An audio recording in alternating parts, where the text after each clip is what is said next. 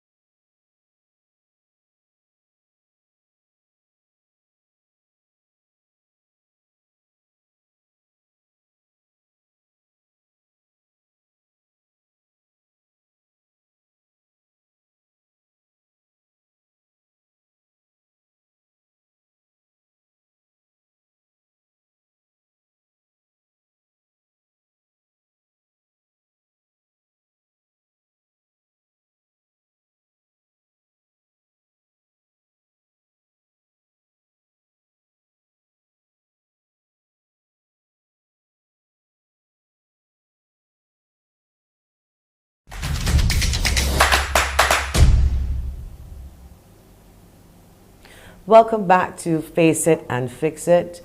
Now we're about to show you a video, and of course you're not going to hear a lot of audio, but you're going to see it. Those of you in Radio Land, I will explain what you're seeing. But the video is of the police. They're carrying out their duty in an area, I believe somewhere in the city. And I believe that we will block out the audio, and the police officers seen here in this video are apprehending a few persons, and they have them sitting on the ground, and they're with guns, and they have on their bulletproof vests. And the video turns now to this big fight, females fighting, and a police officer rushes across and tries to pull the people who are attacking the female police officer off. And of course, there's a person in the video that you can't hear. He's cheering them on. Now, he's not in the fight. He's just telling them, yes, yes, you know, do this, do that. And, you know, that's also sad. The video continues, and it appears as if the police, obviously, they're doing their job. There's another person who seems to be, he's being taken away. He's handcuffed. And it seems as if the residents are not happy about it. Now, regardless of whatever it is, there's always this saying, you comply, then you complain. If you felt that something was wrong in the way the police officer did his or her job, then you should comply first. Then there is a complaint section. I have never seen this type of behavior in this country. I've never witnessed it, certainly. I'm not saying it doesn't happen. I've just never witnessed it, because these guys got some really big guns. And the persons fighting don't seem to be moved by the guns. So where is the respect for the law? Why is this happening? Even if they did something that you did not like, this is not the reaction that we want. There's a police complaint section. Yes, people can say that nothing happens, but you got to do the right thing and go through the right channels. Again, very disrespectful. If you want to weigh in on your thoughts about that, you can call us and you can let us know how you feel about it. What are your views about the police officers as they carry out their duty? I, for one, love to see when the police are around. I feel comfortable, I feel safe, but that's a little bit scary, because if this behavior happens and the police officers were just pushing them off, and then someone in the video is saying, this is how you're treating them, you pushed the girl, but what was he supposed to do? Not pull her off and push her off the other police officer that she was trying to beat down? So I certainly support the police. I really 100% do. And I have no time for persons who disrespect them. And again, the people who did that, I'm not sure what happened to them, if they're charged. We will have Inspector Rodney Innes at some point on the show, not today, but possibly next week, who could possibly weigh in on that. What happens? What should you do? What happens to persons that resist the police when they are doing their duty? So that is one of the videos that we wanted to share with you. We have some others obviously circulating when the police doing their traffic stops. We don't have that one, but people normally get out and they normally comply. It's a little bit different in the United States, where you would see people getting pulled over, they put their hands on the steering wheel. People just probably take out their guns and say, put your hands on the steering wheel and put your hands up where they could see them. I don't think we do that here. At least I've never seen it. I think the police officer flags you down, pulls you over, asks for your insurance and asks you to step out. And people normally complain. There are people who argue, and they've certainly said to me, the police cannot stop me. In other words, not me speaking, and that's what they said. Police can't stop me on the street. I have a right not to stop. Yeah, if you don't stop, they can follow you and they can charge you. And if you don't comply there on the street when they stop you, the police can actually take you down to the station, and you have no choice but to go with them when that happens. So all in all, we need to support our officers. We need to be able to give them information. Raids like that, because obviously that appears to be a raid. You cannot obstruct the police doing their job. Now, what happened? What would have happened in case somebody, let's just say a gun went off in that incident and somebody got injured? Then that's a whole other case. And then you would want, people can want to say the police shot this person or that person. And again, body cams, I also want to know about the body cameras. That person was able to take a video, but are the police now equipped with the body cams so that we can see how this whole thing escalated and perhaps get a better picture of what occurred and what we now need to do moving forward? So we do want to show another video as well, and I believe we have it. Actually, no, we don't want you to weigh in on the school children, because we said we would not show the video. But the next video that we discussed last night, Peter, Aline, and I, were about the school children. And the producer decided she would not show it here on the screen, because she felt, and I agreed with her, I agreed with her that we should not show it. Now, I also understand that there is a second video of another police confrontation, and we will show that now. This one, again, I can see a lot of police cars. I'm not quite sure exactly where it is, but people are arguing, women. Somehow this seems to be a lot of women in these videos who seem to have a bigger issue with the police than the men, which is a little strange. So you can hear the women arguing, and about 1, 2, 3, 4 police jeeps are on site, and the women are obviously shouting at the police and very upset with them being in that area. Now, we could stick a pin in there for a second. When I said women are the ones who are resisting, or should I say, arguing with the police, not the men. In the video, we can see the men sitting with hands behind their back, not arguing, going with the police. Why are the women then behaving in this way? I do not know. I would love to know what is the problem if they feel that they can, obstruct the police and get away with it, especially when you're tackling the male police. I'm surprised that the police officer, the female police officer, I said, and I will share my thoughts, my training, if I was a police officer, would have to come into play. And I probably would have had to sweep her off her feet with some sort of judo cut, uppercut type of thing. But again, I watched too much TV and CSI, so maybe that is what happened. People are weighing in on Facebook and they're saying that police are doing a great job. Of course, they're saying that they have no respect. And where did we lose our way with the respect? I'm trying to figure out what went wrong. Will the police now come back into the communities and start to build relationships with the members of the society?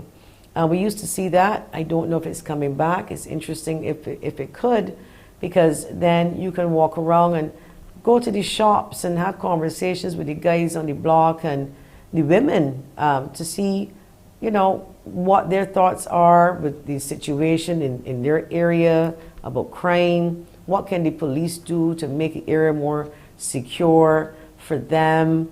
Why is it that women are screaming and shouting at the police? Figure that stuff out so that when they go down into an area, the police will be like, yeah, good morning, sir.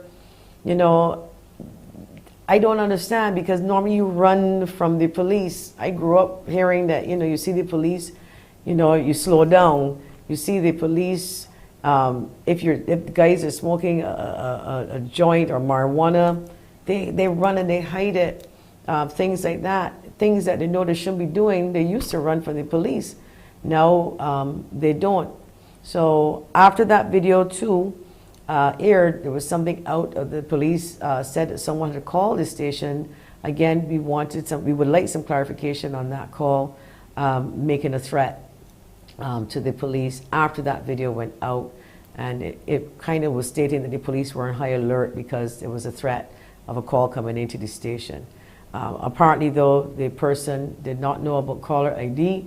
I understand the police then had a telephone number, and of course, if the police can work with the cell phone providers and telecommunications people, perhaps some applied sense should kick in and say, well, if you're going to call the police and do that, at least hide your number or get a burner phone. I'm not encouraging you to do it, but I thought it was laughable that you're going to make that threat. And even if it was a joke, it was a bad joke, because then you would have the police on some heightened alert, and then it will make bad enough for people on the street, because the police now will be like this, and anybody who does even that, there would be, they would be at risk, because the police officers, they're human too. So, you sit here, you're begging people all the time to behave, but there are reasons why they do what they do, and we do have to get to the root of the problem. It's probably a case of, yes, how some of them are raised. It's a case of probably unemployment. And there's a lot of angry people. I don't know if you all get the sense, but I get the sense that there are a lot of angry people right now in this country. COVID has obviously done a number on a lot of us mentally. Job loss, relationships going south, people sick, people don't know what to do. And you get a sense of anger. And that video shows me that we living in Barbados, but we got a lot of unhappy people and a lot of angry people. But what can we do to make it better? And is it a government problem? What can the private sector do? And what can you do just watching at home and you see that somebody is always aggressive, and you say to yourself, what's your problem? You mean every time you turn around, there's something bad you have to say? So, somebody's got to ask yourself, what's wrong with that person, and get to the meat of the matter, because always remember, happy people share happy things, happy thoughts. Angry people, spiteful people share that. You can only share what you have. And when we see all that anger out there, it means that something is wrong in our society. When we get to the point that we can see police officers with the biggest guns known to mankind, and you standing up there fighting with them, something has gone wrong.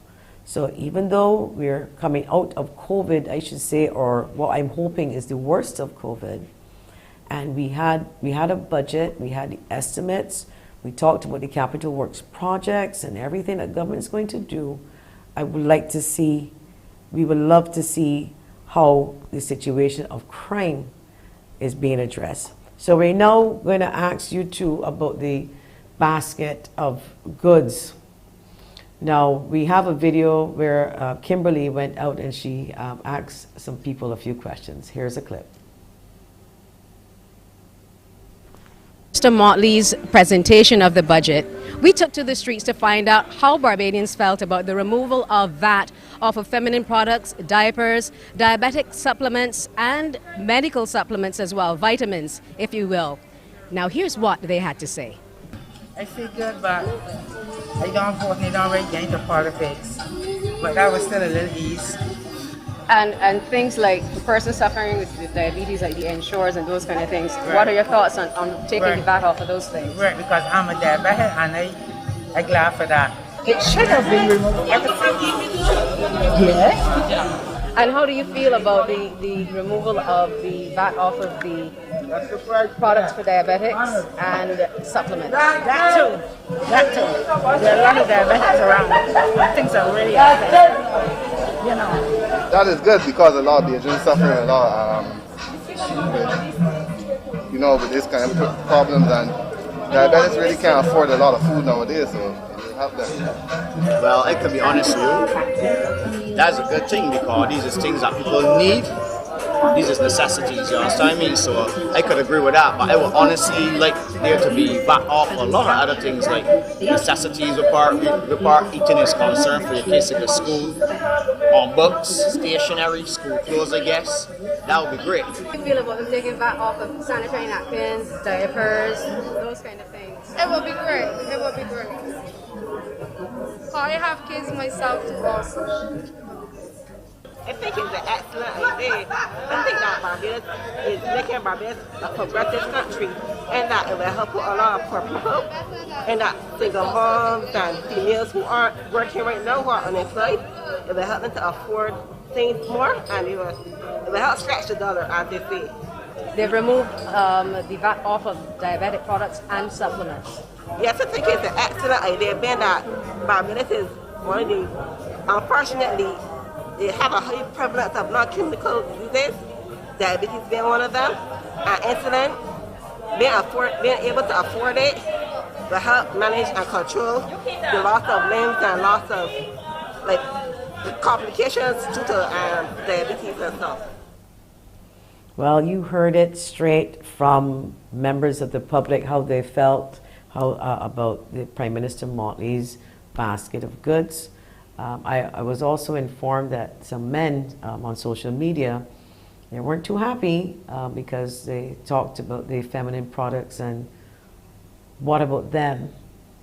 So I was told that the feminine products can be shared with men, and in some cases they are, because they're actually feminine, they're actually men's pads available in Barbados at a leading beauty supply store. And they're actually used for persons who may be suffering from prostate cancer and there's leakage, etc. So I believe that those those pads, the protection pads, were also included, or should be also included, in that basket of goods. But when I told somebody about men's pads, they were like, no, and I'm like, yes, they're men's pads. So men, don't worry. They're men's pads as well as female pads. And if you felt that more goods, perhaps, Prime Minister Motley, if you're listening, perhaps maybe some shaving cream and a few razors, they probably might have felt a little bit more inclusive. Maybe, maybe not, I'm just saying. But all in all, the basket of goods and what I'm hearing about Ensure and things for diabetics is in keeping, I guess, with my thoughts about persons with diabetes and kidney problems, and all of the things that they will need, to keep them balanced, because they already have diabetes And I believe that we will have the Diabetes Association on next week to discuss this, because I don't know if it's 1 in 3, 1 in 5 who will get these statistics, but a lot of Barbadians are diabetics. A lot are being amputated.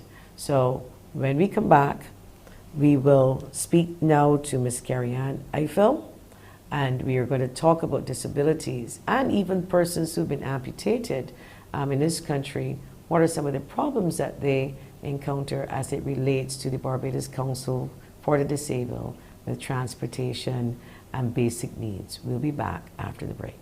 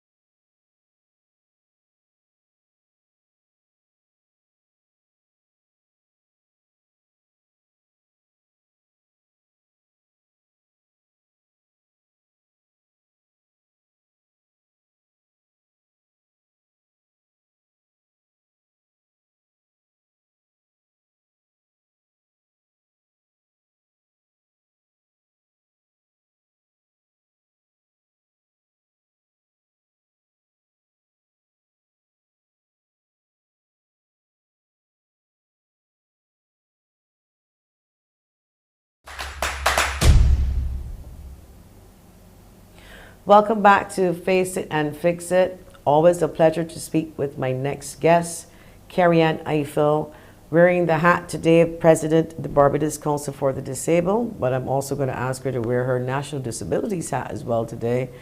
Good morning, Carrie-Ann. Good morning, Miss Joyanne. How are you? I am good. What about you? You're busy, man. You're busy. Excellent. I called you the other day, and I didn't get. It was my fault though, because you told me, call me back around 7 or after 7. I'm doing a class. Lo and behold, well, you know, I had a senior moment, I guess. Then I totally forgot. So it's not on you. It's my fault.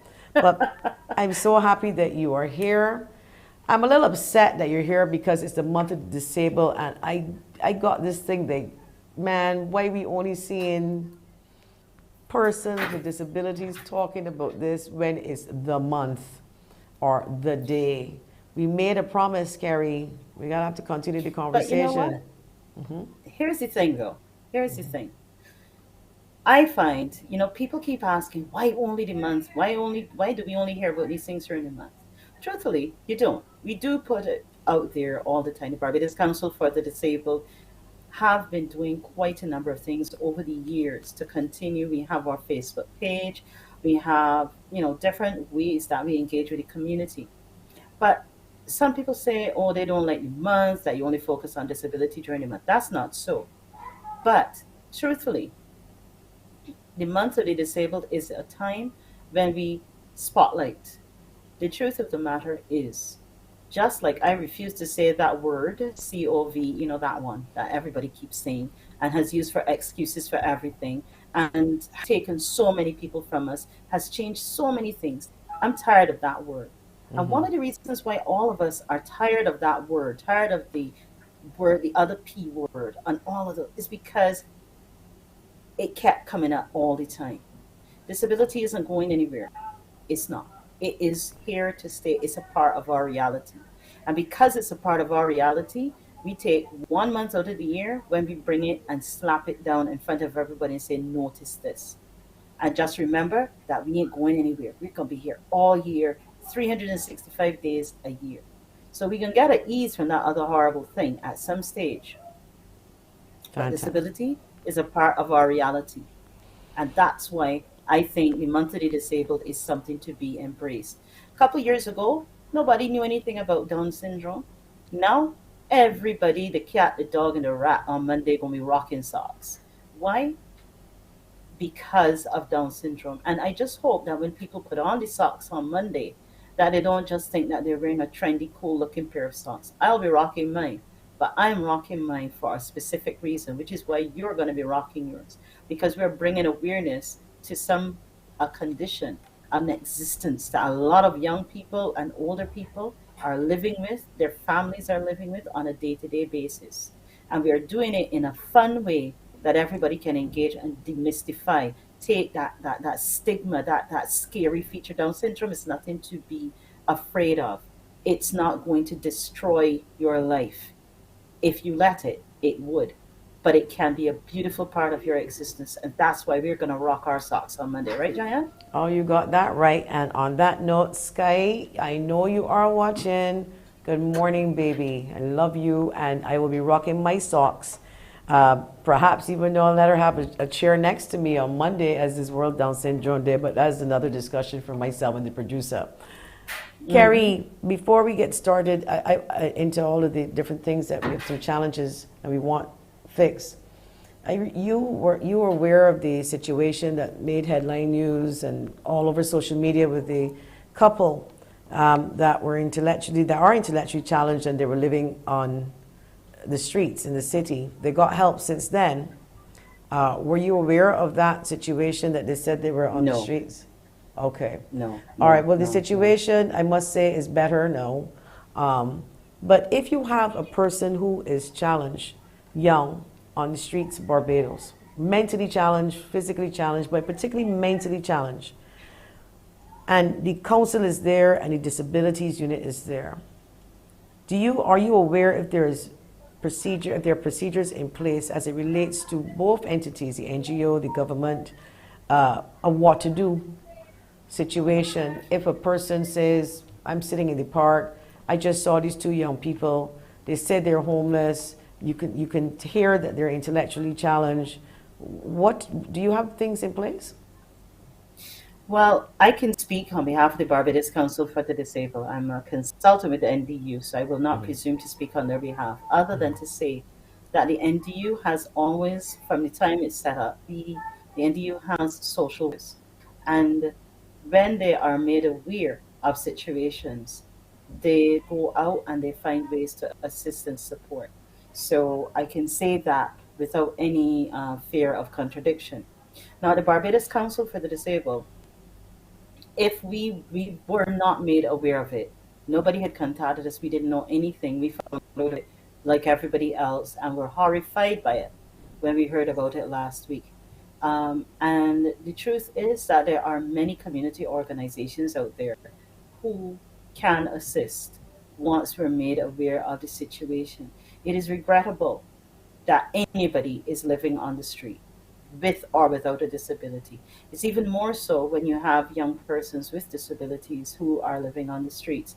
And often we people stop to think that they don't like to think that persons with disabilities could become homeless. It happens. And it happens for a variety of reasons. I'm not here to judge or to say that the family should have done more or less or what have you. What we are saying though is if made aware that the council and its network can go into action and lobby on their behalf to speak to various agencies to get the situation addressed. Okay, fantastic.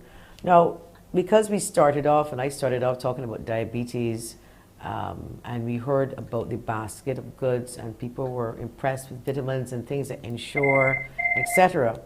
Have we seen an increase of persons, of amputees, as a result of having diabetes? The council, over the last, say, Yes, 2 years. what I will say to you, Joanne, is Barbados many years ago adopted the unfortunate nomenclature of the amputee capital of the Caribbean because people were saying that we were amputating far too many limbs here. The truth is that diabetes is one of the most prominent chronic disorders in Barbados. It accounts for a large percentage of persons who become blind and visually impaired, amputees, kidney failure, and a whole host of other conditions and situations.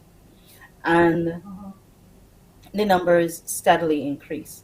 The good thing about the basket of goods, now speaking to the products specifically for persons living with the condition, that's a big ease because they do need a lot of attention to their diet and so on.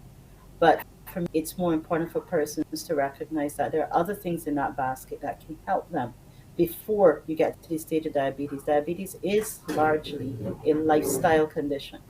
If you eat right and exercise better, you can work towards not getting there. And if you already have that condition and you're living with it, if you have the opportunity for more cost efficient ways of taking care of your body, it's always going to be a plus. So, yes, there have been increases.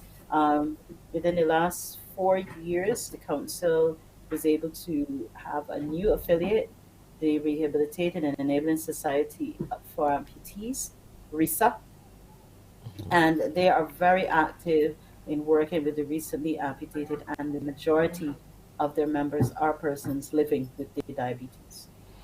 How challenging is it for a new amputee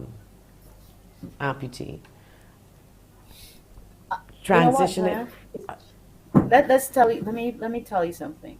It is difficult transitioning with a disability in Barbados because we don't have enough counseling services. We have physiotherapists to help with the re-strengthening of the body and so on for the amputees. We have only one person currently actively working to rehabilitate persons who become blind and visually impaired. Because remember, amputation, like I just said, it's not the only condition. We do have a dialysis program, dialysis center, private and public options. We have the Diabetes Foundation, the Barbados Diabetes Association, their nutritionists and so on. What we don't have enough of is access to talking glucometers for persons who are already blind and visually impaired, talking blood pressure monitors. One agency was able to bring them in, but it's not enough for everybody. Secondly, we need to have persons who specifically sit down with you and help you to understand transitioning to a disability of any kind is a head thing as well as every other part of the body that is directly impacted. Too often, persons they become. I was so saddened. Um, a gentleman contacted me during the pandemic about his mum who had become visually impaired, and he said she doesn't want to leave the house. So we started talking about ways that, how to re engage with her life. And he said she was embarrassed to go back to church. She was a very active woman in her church. But when she became visually impaired, she was too embarrassed to go to church as a blind person. That broke my heart to think that in this day and age, you still have people that are afraid to walk around in public with a disability, right? An amputation or a visual impairment can create such a painful experience. So we need more persons that are specifically going to work in that area to help us transition and counsel. In my work with the National Disabilities Unit, prior to the word I shall not say, we were running a program called Transitions, and that program was a support group for the recently visually impaired and persons coming to grips with their visual impairment. We haven't been able to restart that as yet, but we will. And that program was part of the project I work with, dealing with where we train in the use of the computers, because a lot of people need to understand that their life has to change. As we keep telling it, it's a grieving process. The person that you were prior to the onset of any disability has gone. It, it's, We need it's, to it grieve. is. It's Yeah, like a we need to loss grieve if you. them. It is a loss, and I don't think people understand that. They think you can get up, shake it off, and move on. It doesn't work like that. It will No. not work like that. We Well, need to live and accept it. all right, we're going to take a quick break and we'll come right back with Carrie Ann Neifel. We'll be back.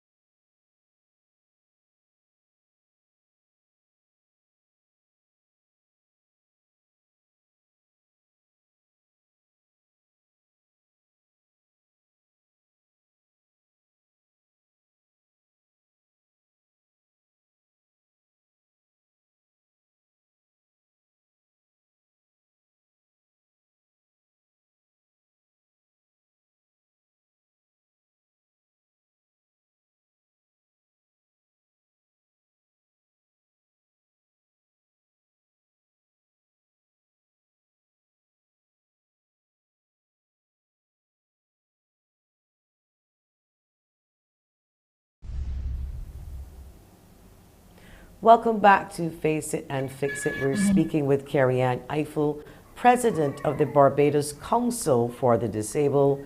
Carrie, before the break, we were speaking about amputees and adults, but I want to ask you about the commission that the Prime Minister mentioned. If it is that the council will be consulted, will you have members on this committee? I don't know if that has been shared with you as yet. And the committee Not as basically, yet. not as yet. So, okay, let's just say we know the committee is coming on disabilities. What are Commission, some yeah. of sorry, my apologies, the commission. What are some of the things that you would want for them to discuss and policies for persons with disabilities moving forward? Well, I won't go over the things that we already know. We know we need legislation that specifically speaks to anti-discrimination against persons with disabilities and empowerment of persons with disabilities. But some of the areas that we definitely need to address is we need issues such as persons, a tribunal type situation where persons who are disadvantaged due to onset of disability and finding employment, where persons believe that, a body that you can appeal to when you need something dealt with. We also need to address issues in terms of digital access. Sorry to say this, but in Barbados, enough attention, in the Caribbean, I have to say, when we put together websites, when we put together electronic media, we spend way too much time on the eye candy. I'm not saying that the aesthetics aren't important, but the background, the coding and stuff is not up to par, and often creates challenges for persons with a variety of challenges. So you have persons who have websites with all of those scrolling banners and flashing stuff. That's a challenge for the epileptic. You don't have enough stuff provided in easy read. That's a challenge for persons who are intellectually challenged. They're visually impaired. It's not properly coded, so navigating a website is a nightmare. I hate when I'm sent to a website that's designed in the Caribbean, because most of them, not all, there's some that are working on it, but most of them are not properly designed.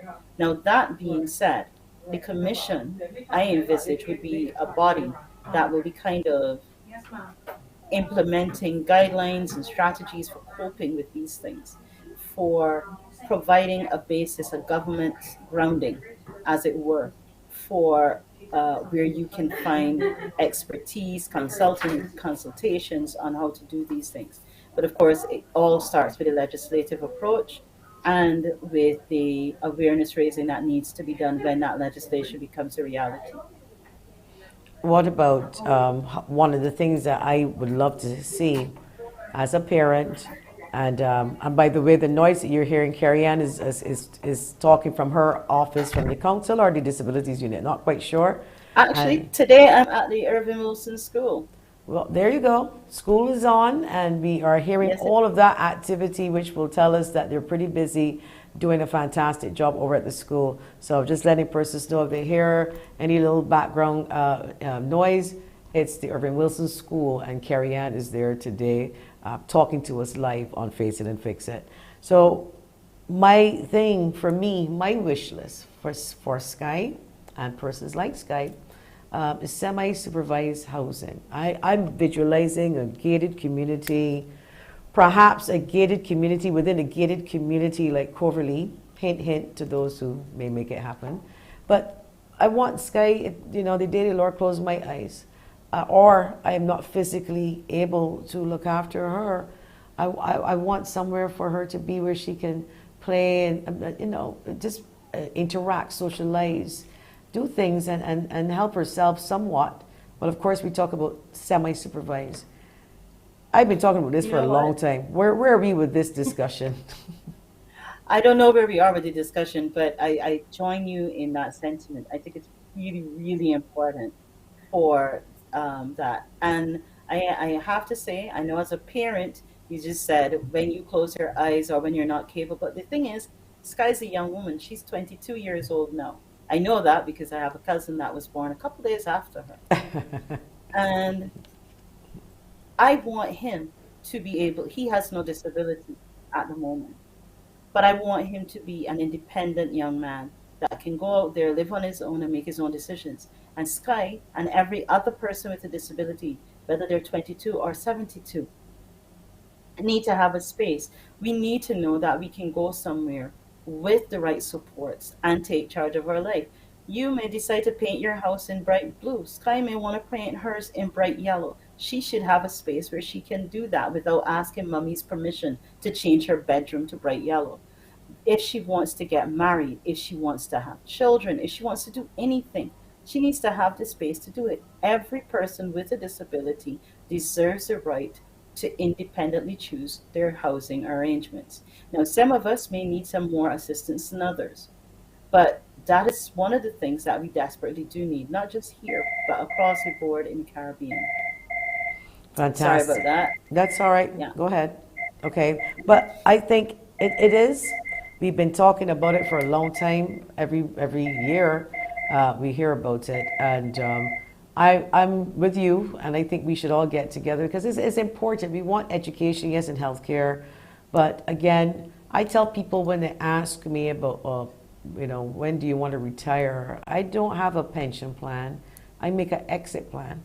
And the exit plan is because I have a daughter who is challenged and I want to make sure that she's okay whenever the Lord decides that he may want to pay me a visit or I pay him a visit, if I'm so lucky to pay him a visit, I should say.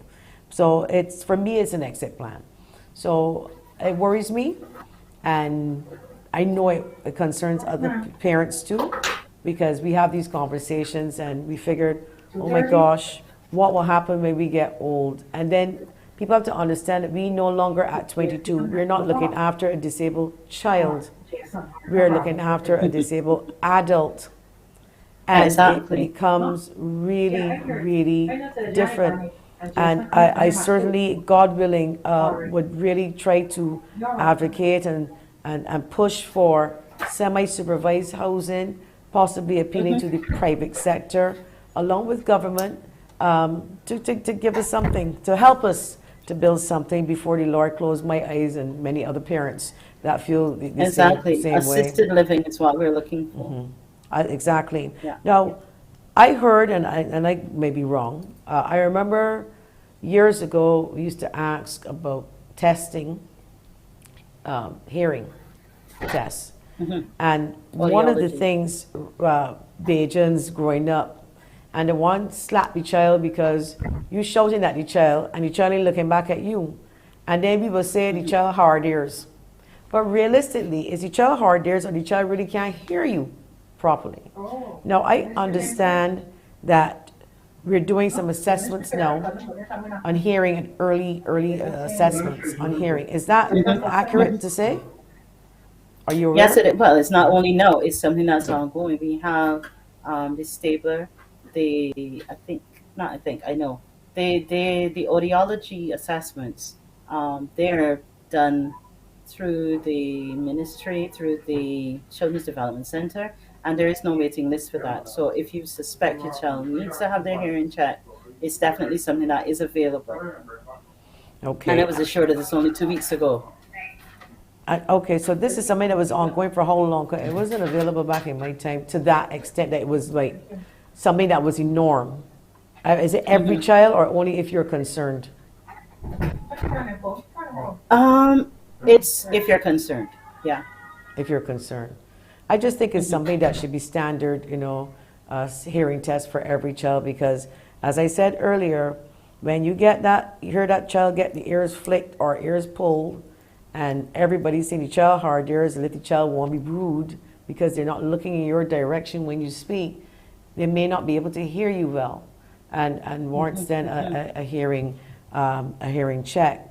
So let's move on to, we talked about Down syndrome a little bit and persons with autism. Are we seeing a lot of persons with autism?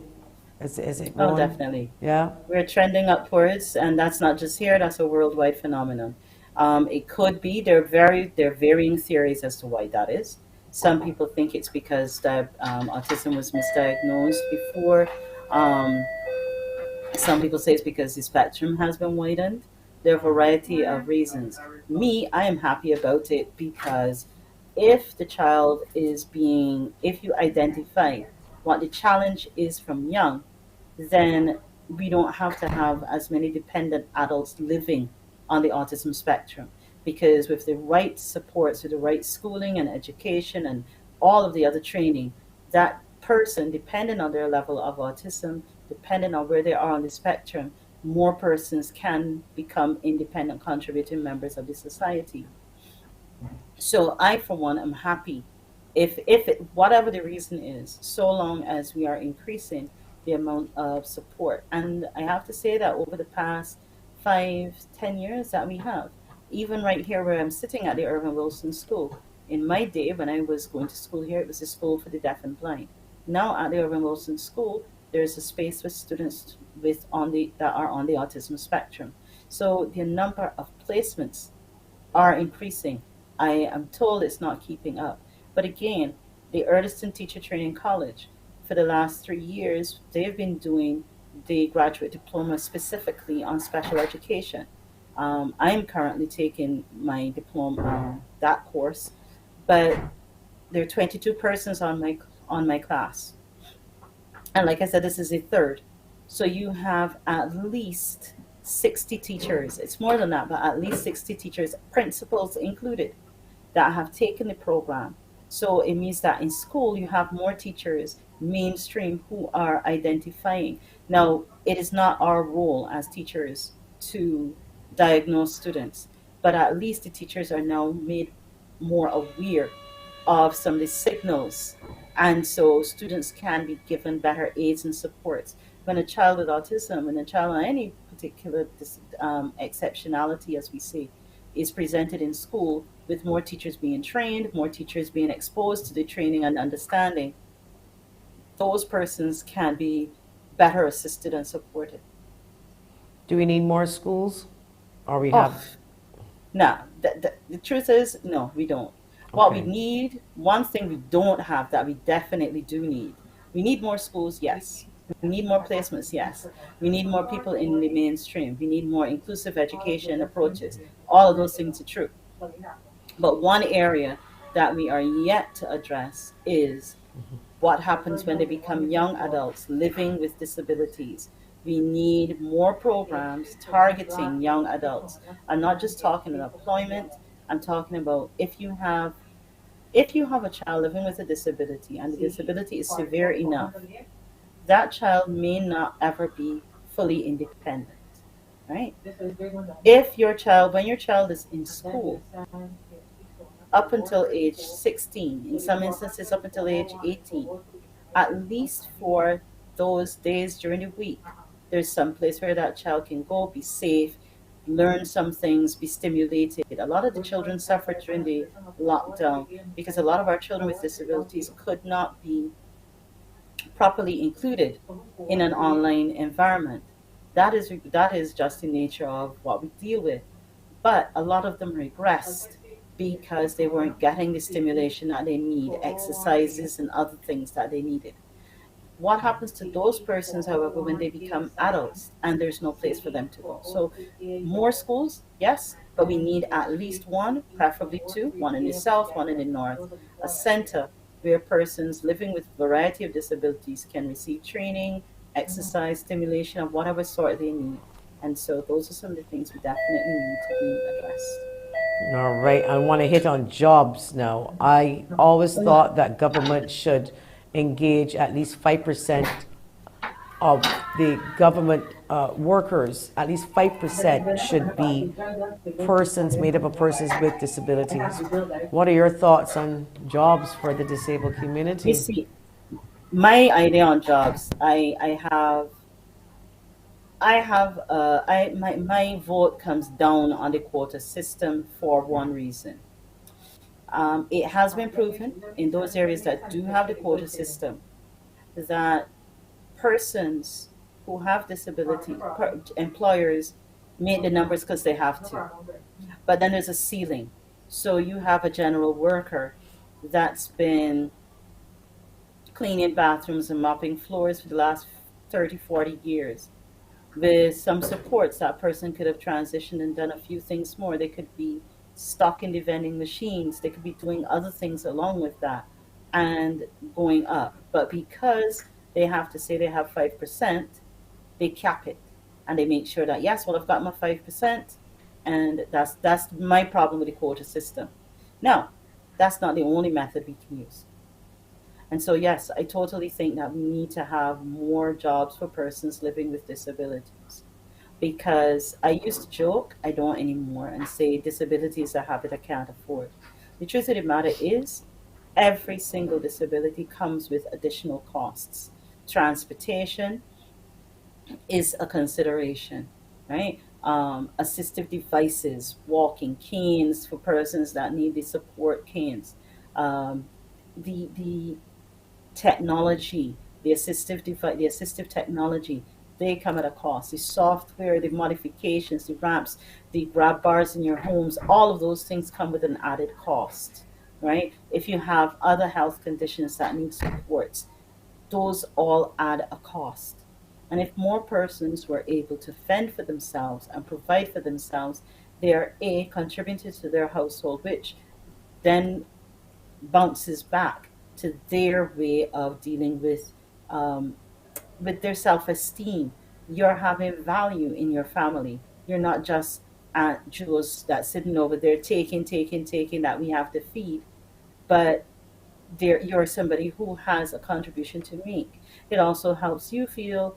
It also gives society, an opportunity to empower persons. So yes, employment is something that we need to look at. Retraining persons who become disabled, retraining employers to rethink how they do it, support for persons, employers when they want to retrofit, when they want to renovate, when they want to add. All of those things are part of the reality that we need to do.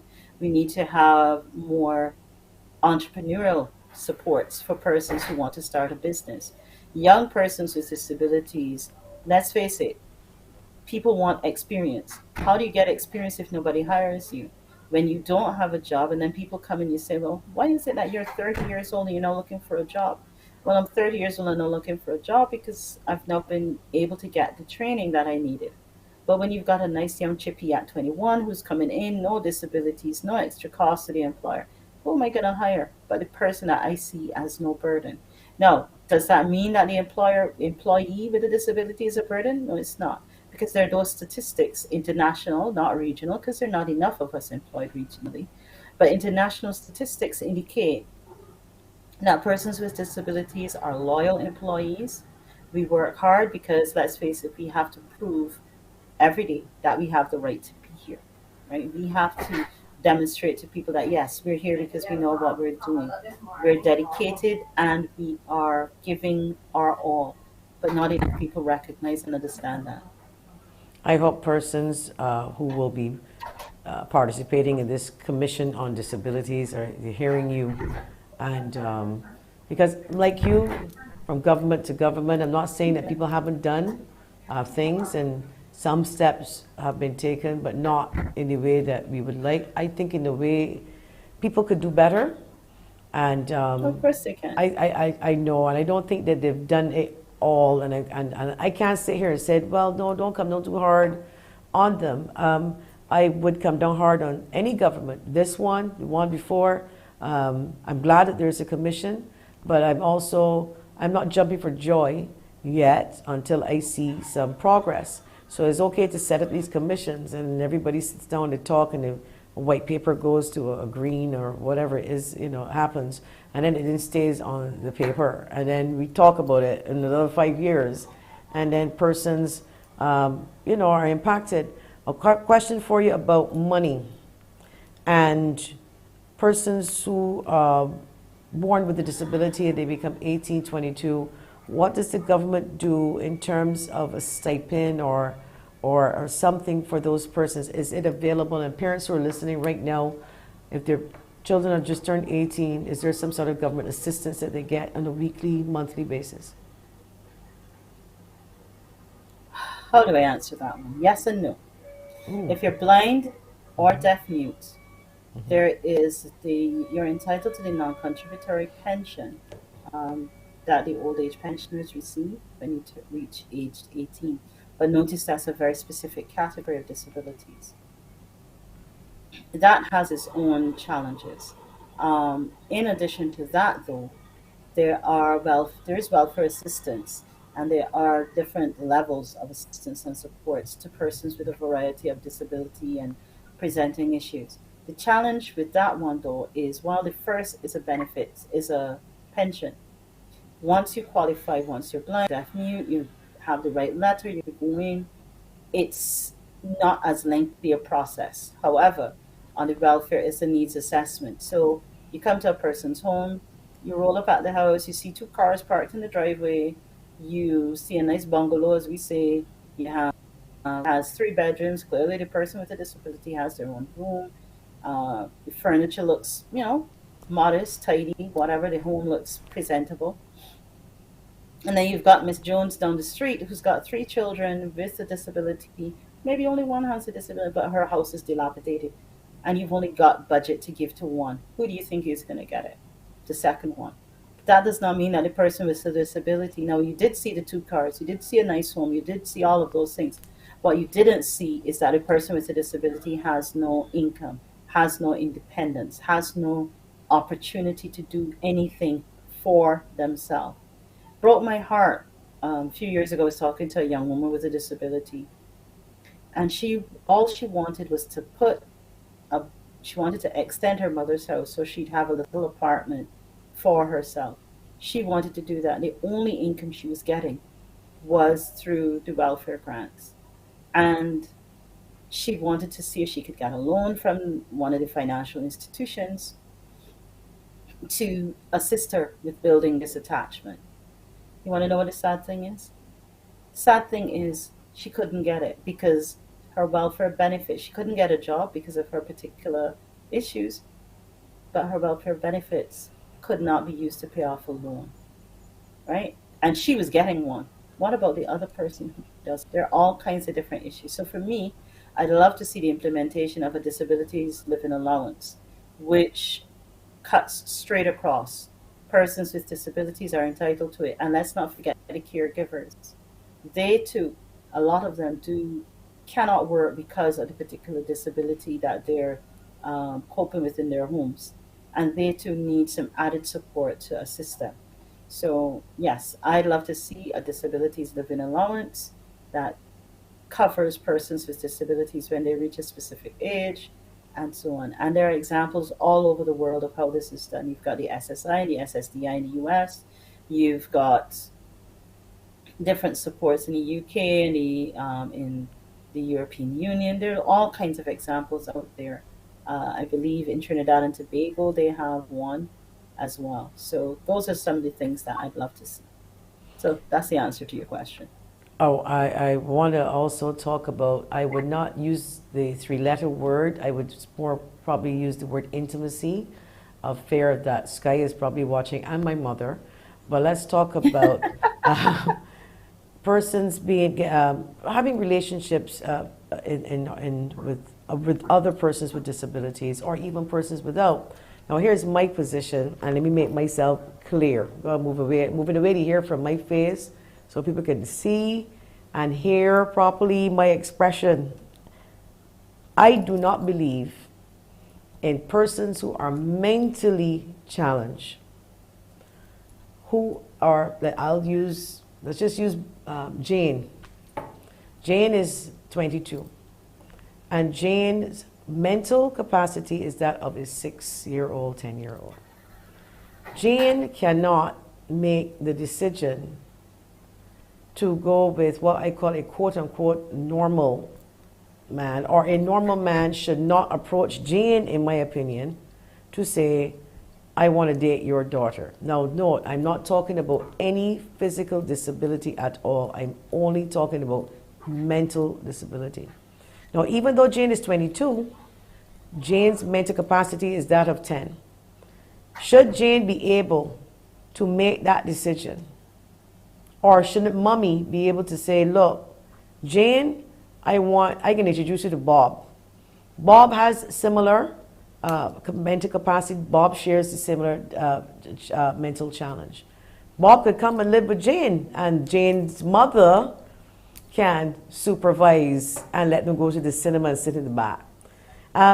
Would a mother be unfair to think this way when you are raising a child with a disability and intimacy obviously is something at some point will come up.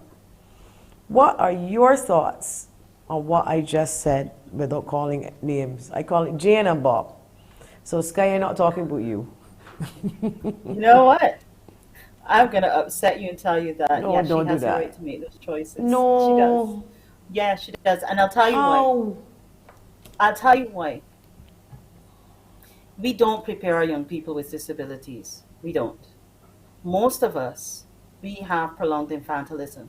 Now, yeah, Jane at 22 is at the intellectual capacity of a 10-year-old, but she has the body of a 22-year-old.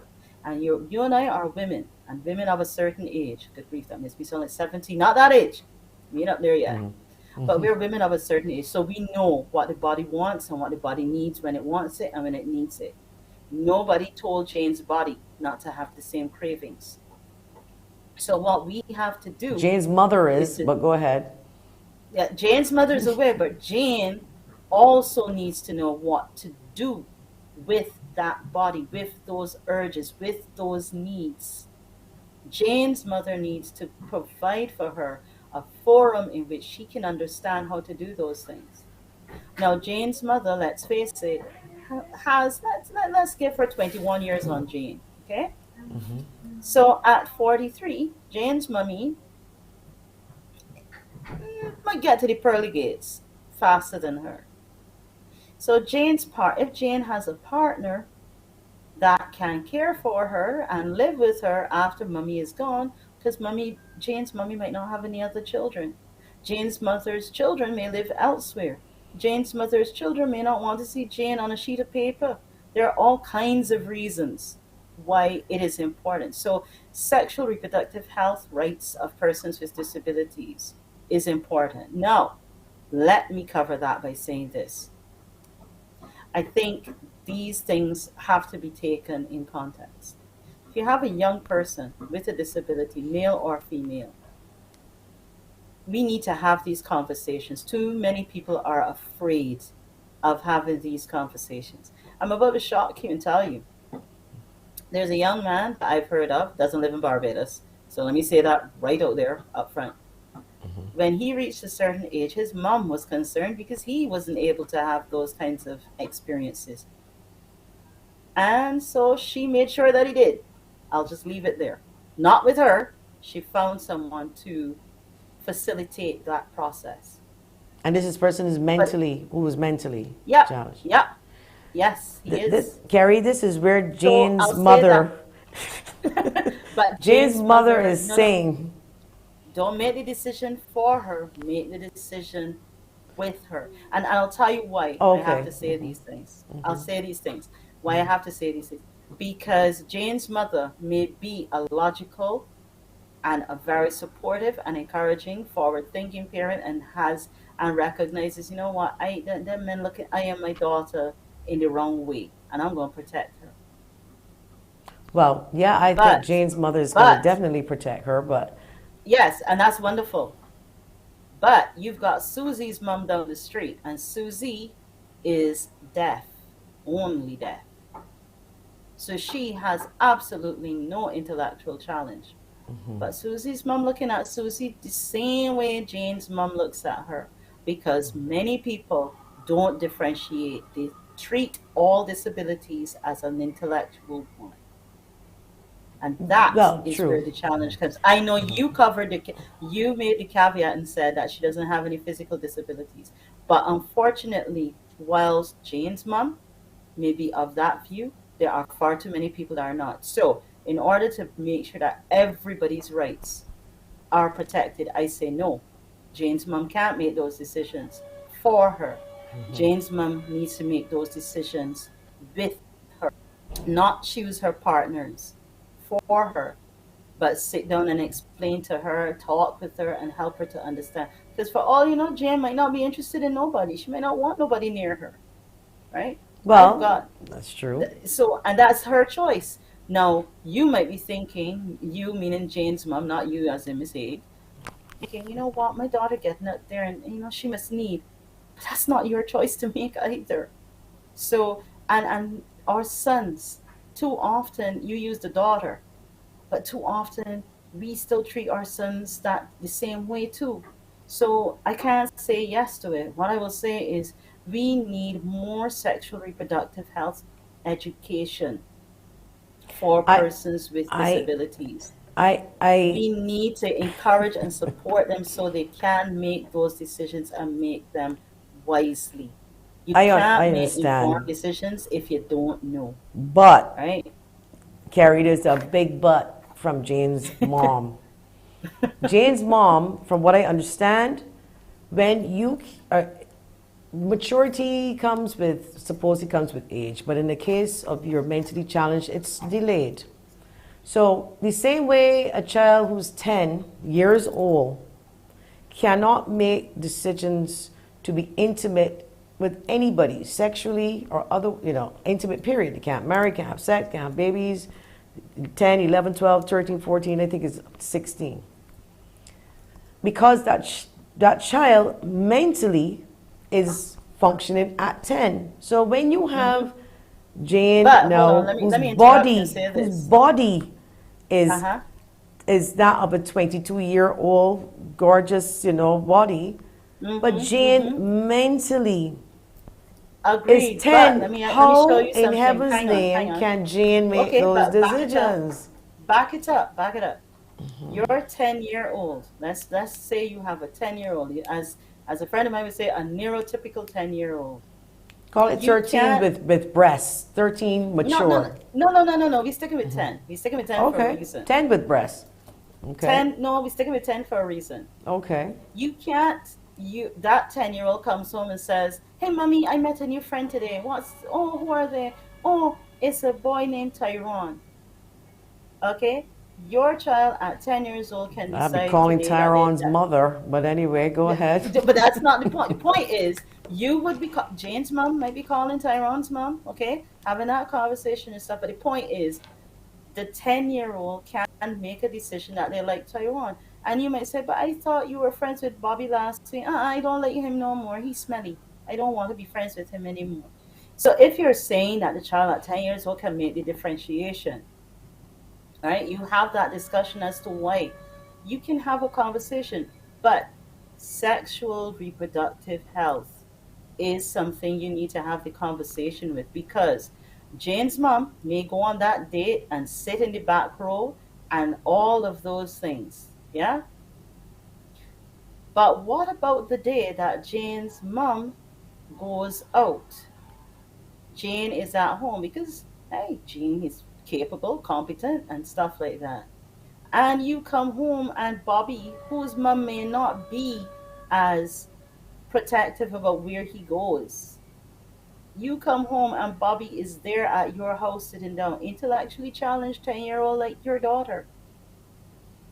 And you can tell that they haven't been sitting in the living room watching television for the last 2 hours. How do you deal with that then if she doesn't know how to handle the situation?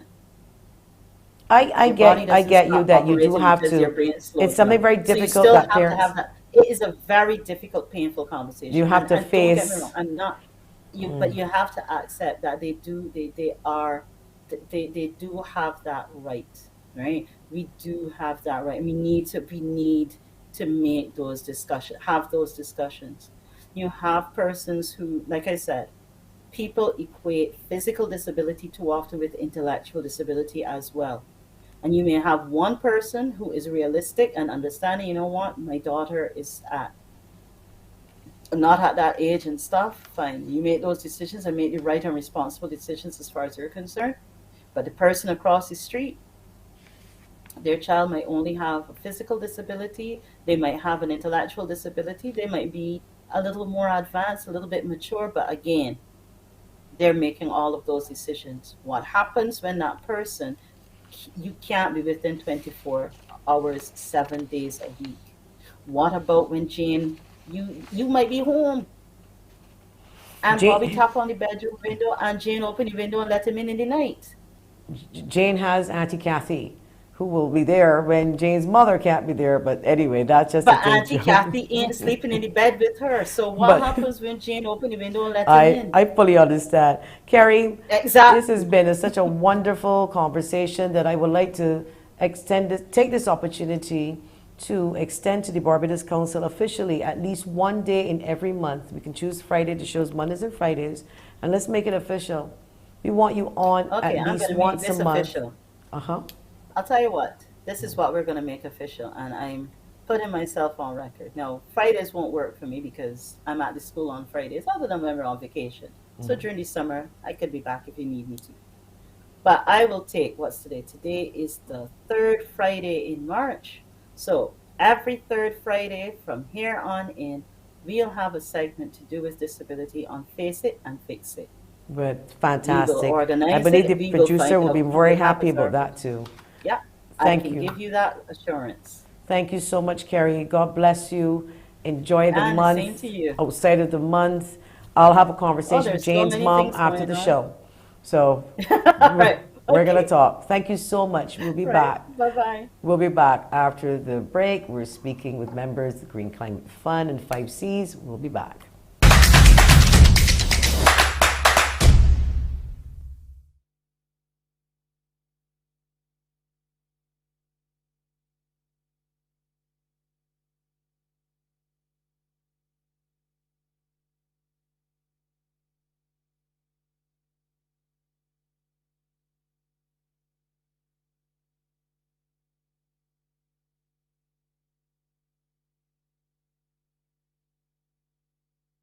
So can you hear me?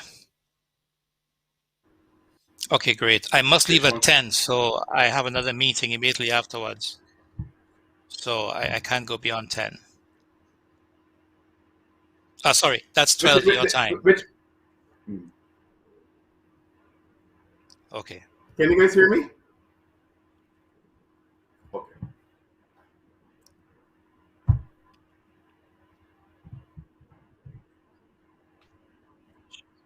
Sure. I'll just sit closer. Yep.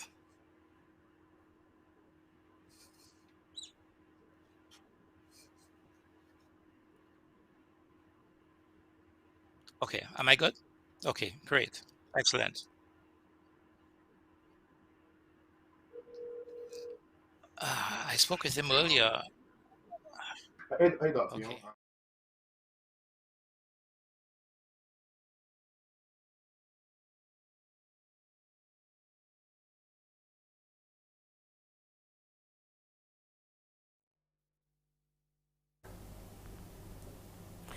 Welcome back to Face It and Fix It. We are speaking with next members of the Caribbean Community Climate Change Center.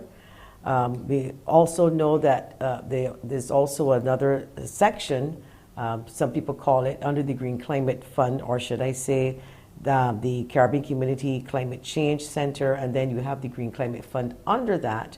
We have the members here joining us as promised every other Friday. We're going to talk about climate change, adaptation, mitigation, and we're going to speak with Executive Director Dr. Colin Young from 5Cs, and we will abbreviate it as 5Cs because we know it's Caribbean Community Climate Change Center.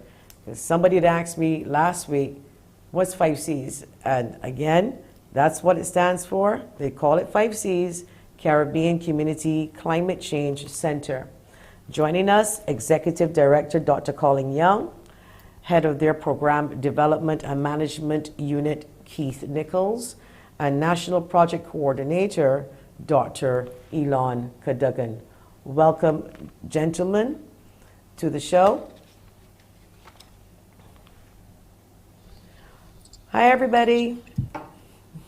Hi, good morning. Hey, good morning. Thank you so much. Thank you so much for joining us. All of you are not in Barbados, so let Barbadians know. I want to direct my questions first to the Executive Director, Dr. Colin Young. Nice to see you, sir. We're looking at I want you to look at an overview of the history and the work of 5Cs over the last 20 years, even though I know you weren't there for the last 20 years, but you may have a little history you want to share with us. Good morning and good afternoon to listeners and viewers in Barbados and across the region. It's a pleasure to be on this show. Uh, as you rightly said, the 5Cs, as we're known, the Caribbean Community Climate Change Center, uh, was established in 2002 via an intergovernmental agreement amongst all of the heads of CARICOM countries that established the center. The center was established with a particular mandate, and that was to coordinate the Caribbean's response to the effects that we are seeing from climate change. That occurred in February of 2002. 3 years later, in August of 2005, the center would open its doors in Belize, and since then, it has been delivering on that mandate. And the way we do that is really through a number of services that we provide to the Caribbean people and to the governments of CARICOM. The first set of service we provide is the heads of government recognize that if we were going to be able to manage and tackle the effects of climate change, that there had to be a centralized entity that would look at the data and climate change information such that we can collect that information, analyze it, and then use it to make evidence-based decision making in the various member states across CARICOM. And so over the last 15 years, the center, working with partners, has been investing in a large number of data infrastructure in terms of automatic weather stations, for example, and assisting other institutions to be able to collect data that can help to inform the region as to what's happening in terms of global climate change. The second area that we have been delivering service to the region is in channeling climate finance, investments in climate change resilience across the region. So over the last 15 years, the center has raised, in partnership with donors, over 260 million US dollars that it has invested across all of CARICOM countries, as well as the DR, the Dominican Republic, and Cuba, when we work, for example, through the EU as part of the CARIFORUM countries. The majority of this investment, this 260 million, would have been in what we call the public goods type investment that look at data and data infrastructure. The center, for example, hosts the largest repository of Caribbean specific climate data in the region here at the center. This clearinghouse is where researchers, academics, practitioners can access the data that we have to use it in their development planning within the member states. So we continue to work with countries to be able to access financing from a number of donors to help implement climate resilience plans on the ground. We've had a long history, a very productive history with the government of Barbados, the government and people of Barbados. We're currently, and you would hear Dr. Cadogan speak about this later, currently managing a 45 million US dollar project in Barbados that is looking at improving the resiliency of the water sector there in Barbados. But we have projects in all over CARICOM. The third area that the center really has played a transformational role, a very significant role, is assisting the governments across CARICOM in coordinating our position going into these annual conference of parties, the so-called COPs, that happen once a year. And last year, we would have had COP26, the Glasgow PAC. And what the center does in this regard is that it raises money to be able to train negotiators, to bring the CARICOM's negotiators together, and then to bring ministers of environment and climate change together, and also to provide technical briefs to the heads of governments in terms of the policy positions that we ought to be looking at as it relates to the international climate change negotiations. And then once we get CARICOM on the same page, so to speak, about the key issues that are on the negotiation agenda, then our negotiators would then have the charge to go into the negotiations as part of the Alliance of Small Island States to advocate for those positions in the international climate negotiations to ensure that the region's interests are protected to the extent that we can get those positions secured. So, for example, the center would have been very instrumental in the 1.5 to Stay Alive campaign from as early as 2009. The center would have coined the phrase and would have developed curricula for primary school children, informing the populace and children in this case about the effects that we are going to experience if global temperatures continue to rise and to reach or pass 1.5. So that is a quick synopsis of what the center has been doing over the last 20 years. 20 years. And okay. Well, a quick question though, you speak about donors. And so how do you attract donors to carry out your mandate? And who are some of these main donors? If you can share that with 5Cs, donors to 5Cs. Sure. So we have a number of partners. One of the reasons that the center has been successful doing what it does is because it has been able to forge very effective and strategic partnerships with a number of entities, including donors, but also we have a very close working relationship with the member states of CARICOM.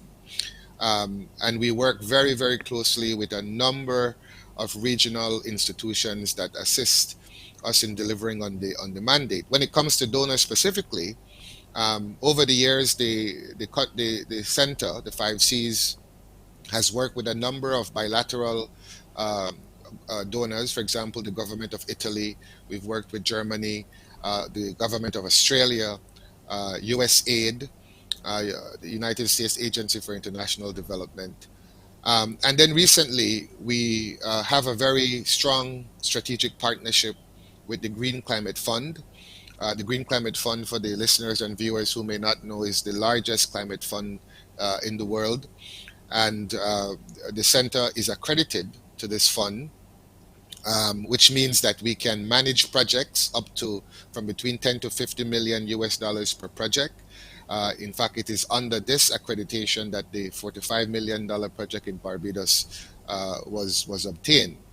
Importantly, though, I think it's very important to have viewers understand that the center works on behalf of countries. We don't work on behalf of ourselves. And so countries will approach the center because we have the capacity and the experience and ask that we work with them in developing projects and programs that would improve their climate adaptation plans or resilience. And then our team would work with those countries, package what is it that the country would want to achieve in a funding proposal, and then we will submit that to the donors. And if it's funded, then the center, along with the country, will then do the implementation of those projects. We've also currently have a strategic programming with the European Union, and we're currently, for example, managing a 12 million euro project across 19 CARIFORUM countries. Wow. Let's turn our attention now to Mr. Keith Nichols. Let's get that right. Yes, Keith is the program development and he's head of their program development and management for 5Cs. My question to you is that the 5Cs has an evident history of implementing a large portfolio of projects. Give us a synopsis of the varieties of climate-related projects that have been undertaken by your agency. Thank you and good morning. Again, good afternoon to Barbados and good morning to persons in my part of the world. The work of 5Cs relates primarily to two categories: adaptation and mitigation. Mitigation, from the perspective of the United Nations Framework Convention on Climate Change, relates to emissions reductions, and adaptation, of course, building resilience to the impacts of climate change. As far as we're concerned within the Caribbean, mitigation is a component of adaptation for us. So we don't differentiate too much since we require both elements to survive. We tend to put them under one banner, which is that of adaptation. So we've embarked on a number of projects over the years relating to energy, to water, to protected areas management, to marine areas management. We're now engaging with the GCF on some of those as well.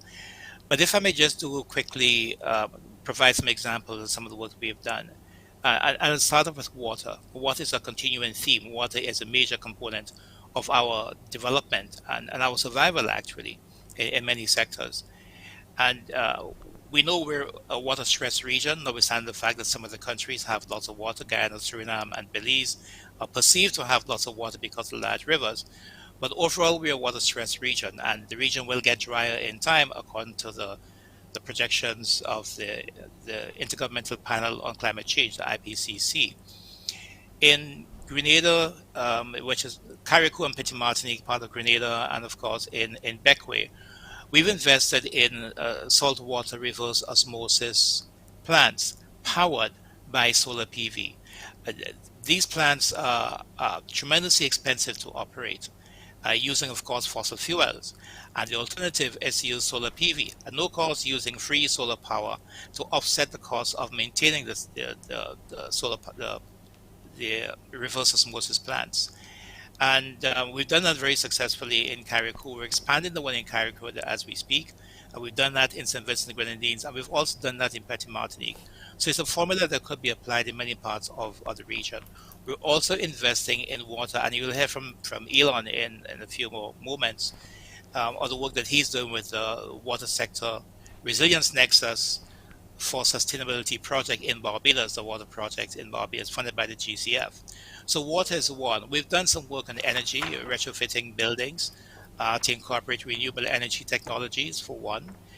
We've done quite a bit of work in, and the ED mentioned, Dr. Young mentioned earlier in his first presentation, the work of data. Data is a key component of everything we do to inform evidence-based decision making. So we've invested tremendously in instrumentation to support that data capture, to inform the decisions we need to make. We've installed over 150 automatic weather stations across the Caribbean, the wider Caribbean, and they're called automatic because they generate the data automatically and transmit those automatically.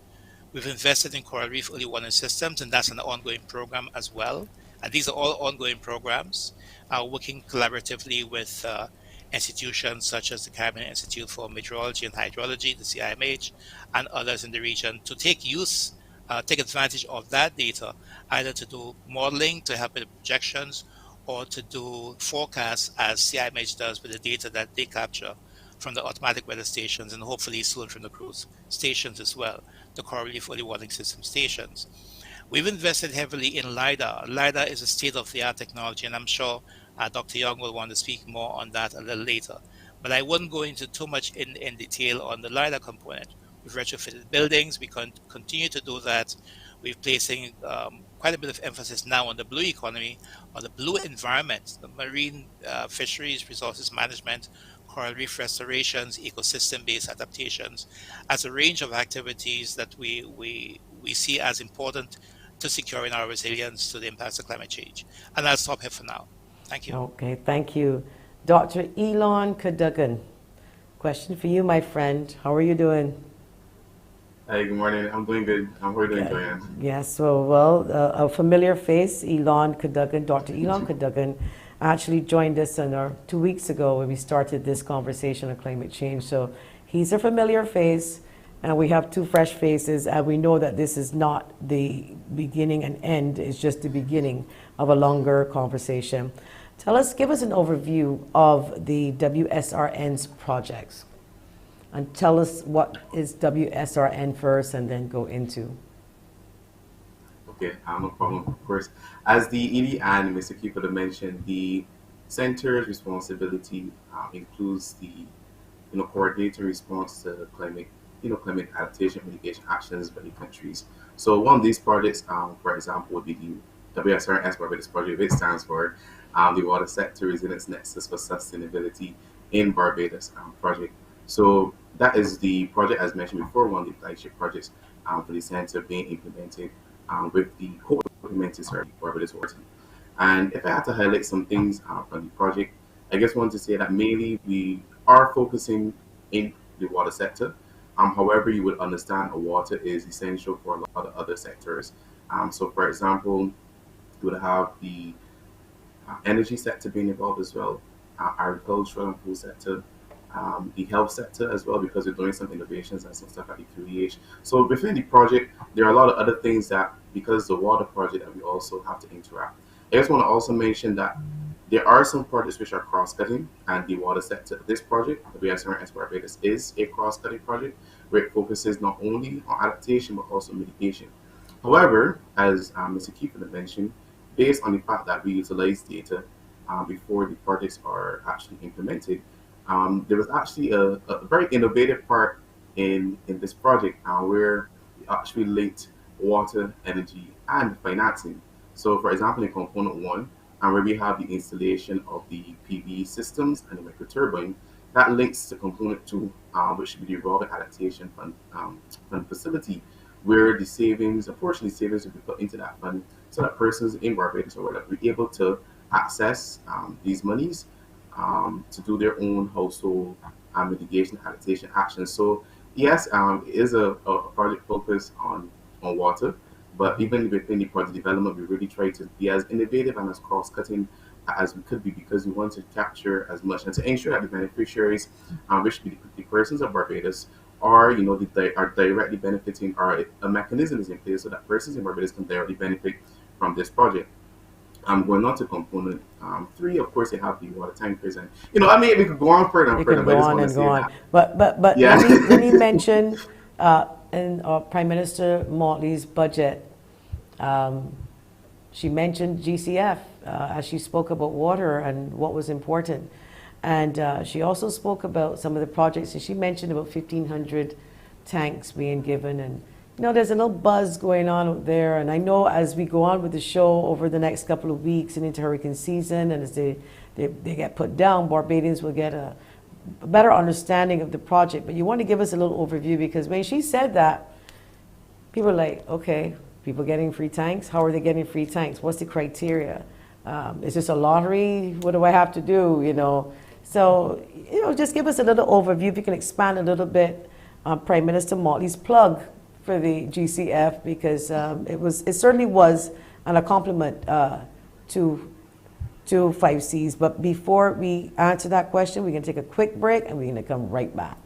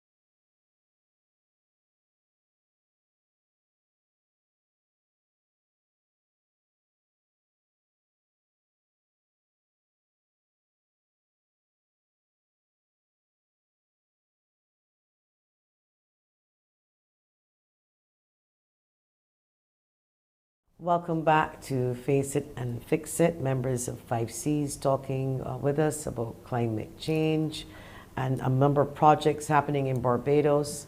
I believe this one is the largest so far in Barbados.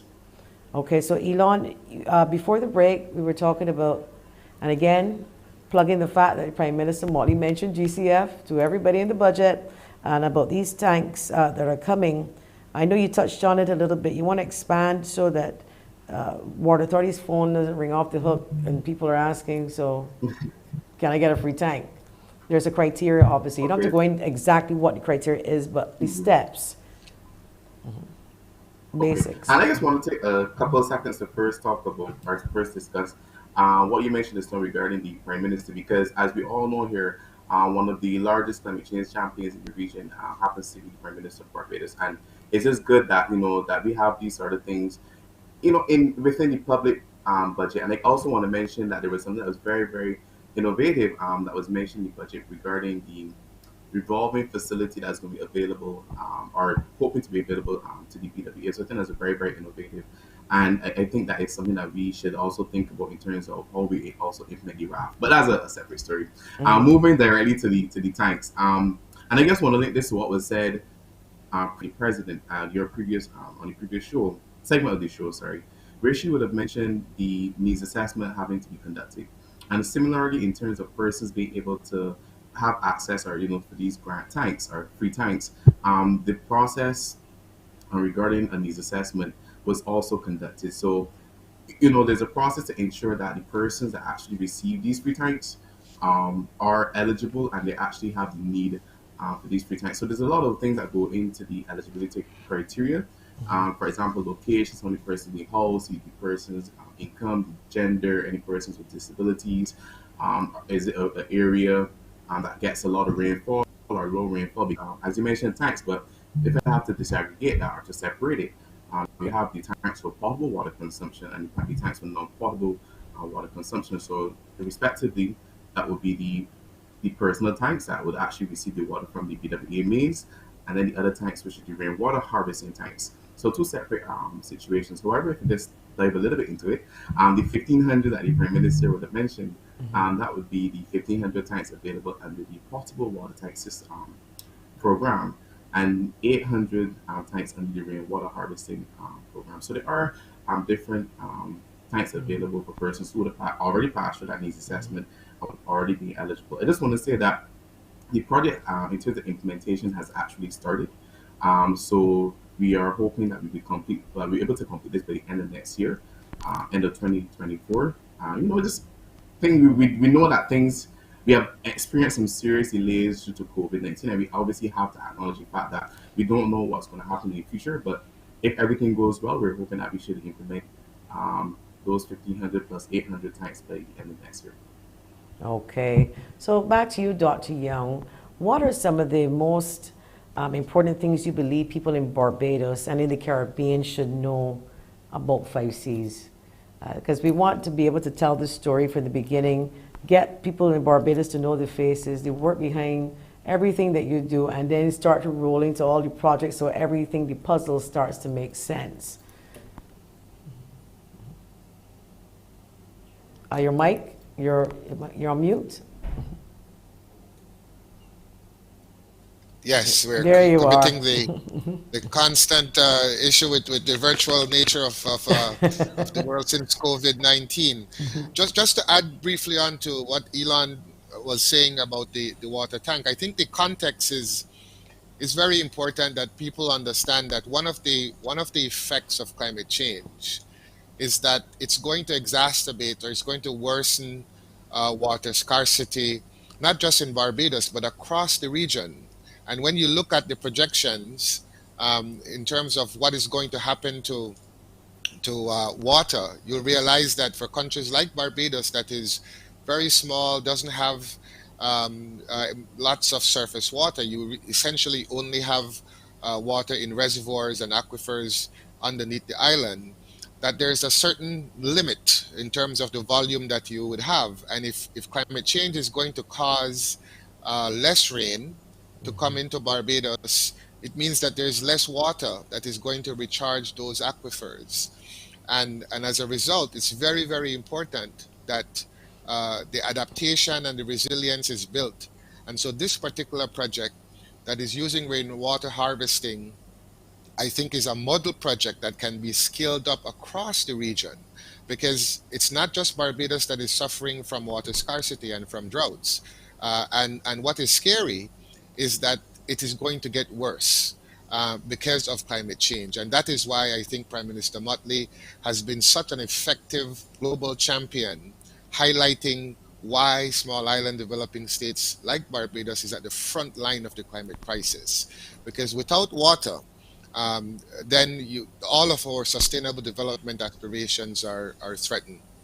So, in terms of what people in Barbados should know about the center, one is that we work with the government and people of Barbados to try to ensure that we can get money, grant funding, to be able to improve their resilience, not just at the national level, but also at the community and the household level.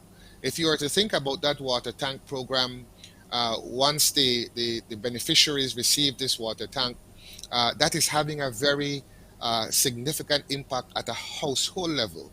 And because water is such an important thing, the resilience that is being built is is um, is very key. It makes a significant difference in the life of that family.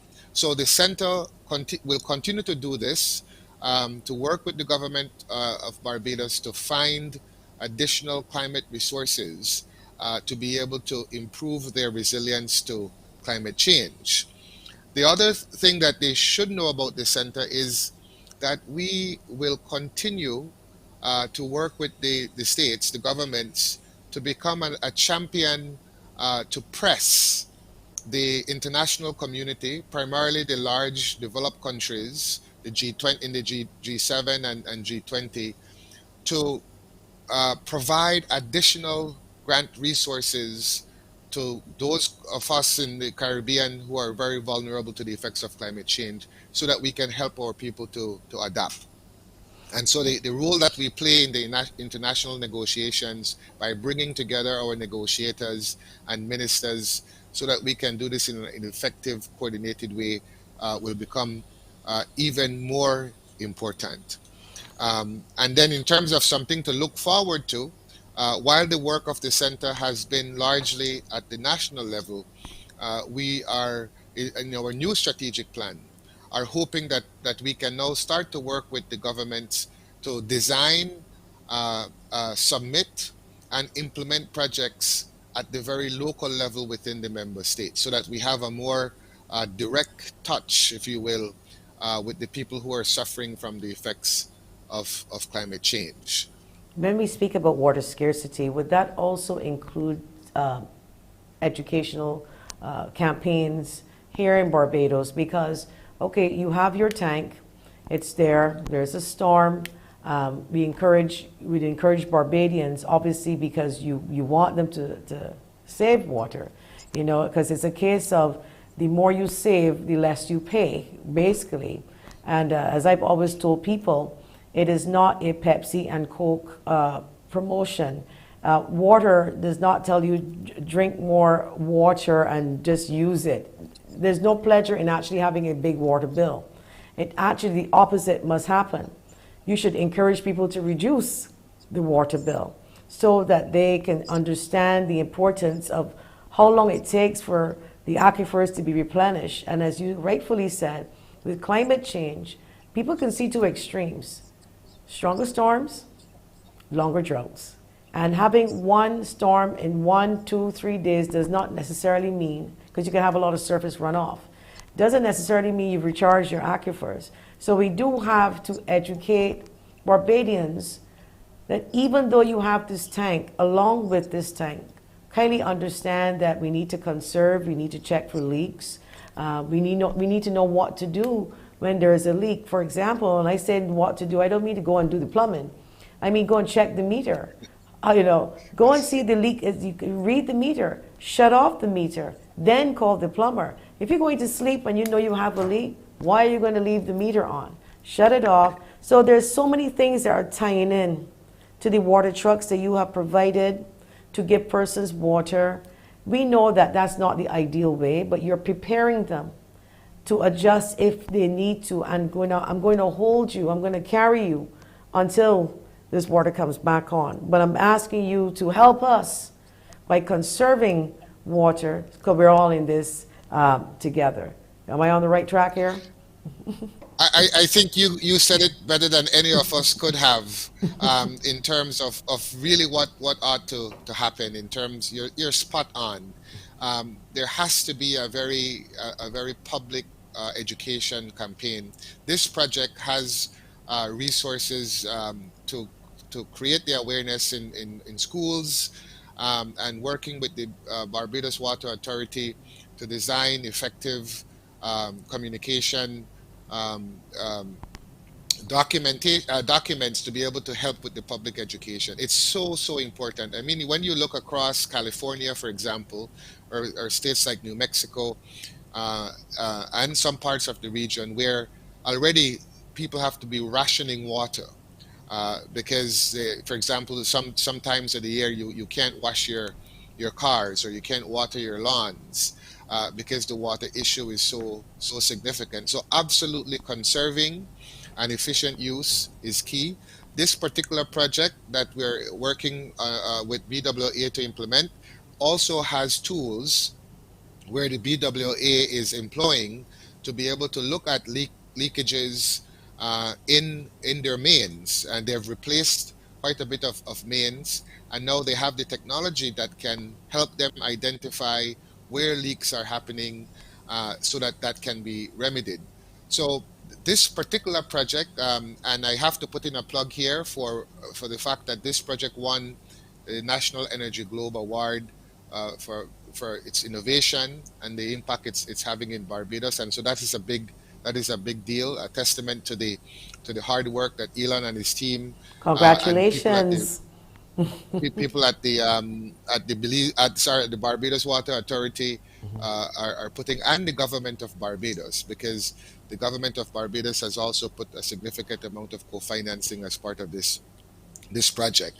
And so what it's really doing, if I can use the next 30 seconds to say, is that the idea is that if Barbados was to be impacted by a significant storm event, we are ensuring that the water pumping stations will have renewable energy to be able to supply power to pump that water to people, and that in the event that the weather is still bad and there's not enough sun, there are going to be micro turbines that is going to be powered by natural gas that will still allow the pumping of that water to people. We know that after a disaster, having access to potable water is absolutely essential.